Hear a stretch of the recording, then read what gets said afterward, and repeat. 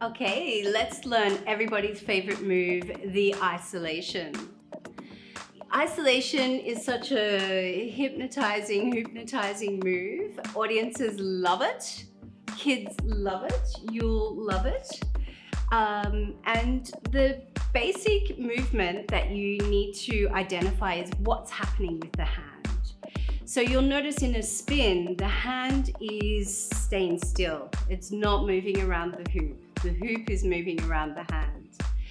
But with the isolation, the hand is moving around the hoop. And this is what keeps it in a hovering, a magical illusion type of move. We're going to learn this move in 2 hands and 1 hand. So we'll start with 2 hands, it's easier. And I want you to start thinking of your arms as the arms of a clock.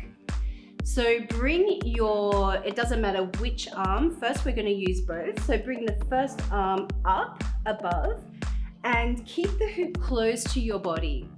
Now, if you keep your arms straight and the hoop close to the body, it's really difficult to get this move wrong.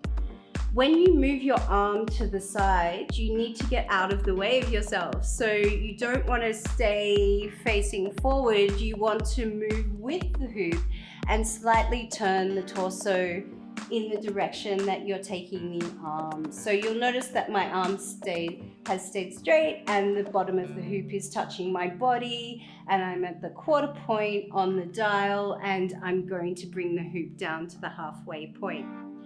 My second hand is going to match the grip. So some little tips to check along the way are the position of your hands. When your hands are at the bottom of the hoop, they're facing down and the grip always matches with the 2 hands. So my second hand has come in and I'm going to let go with the first hand, keep my arms straight, keep the hoop touching my body, and take it all the way up to the top. When my hands are at the top of the hoop, they're facing up. They are matching grips. Then my first hand comes back in and takes the hoop back around. And I am basically now a human clock. Okay, how you doing there? Now, if your hoop is dropping, then that's telling you that you're not making a circle. You want to imagine that you have a texture on your hand and you're drawing a big circle with your hand. If you're feeling ready to try a one-handed isolation, we're going to do everything the same down to the halfway point. But instead of changing hands, you're going to bend the elbow and take that hand as far as you can. Hold on to the second side of the hoop just until you get used to the movement. Release your fingers, roll the back of the hand into the hoop, and continue the movement in a circle.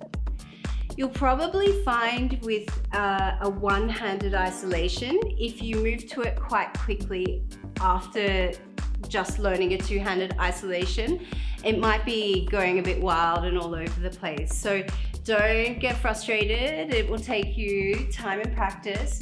You can go back to a two-handed isolation at any point, and then just bring that one-handed isolation in when you feel comfortable and ready. You can always use the second hand to stabilize the hoop. And when you're feeling super comfortable with this move, you're going to release the second hand. Now, my hot tip for nailing this is that when you get to that three-quarter point, you are no longer dissecting your hoop vertically, you're dissecting it horizontally. So we're now at the halfway point on the side, and we're going to continue the movement all the way to the other side. My other hot tip is to really dynamic, like magic hands. You're going to splay your fingers forward so that it stabilizes the hand, and it also creates a little ridge for the hoop to roll over. And I want you to try this in both directions and both hands to just relax into the move, to build up your ambidexterity, to your ability to use both hands, really. And also be careful that you're not hunching your shoulders up to your ears. It's really easy to get sore shoulders and sore necks when you're learning new hoop moves. So keep the body relaxed and go for it. We are going to learn some variations in the next lesson. Well done.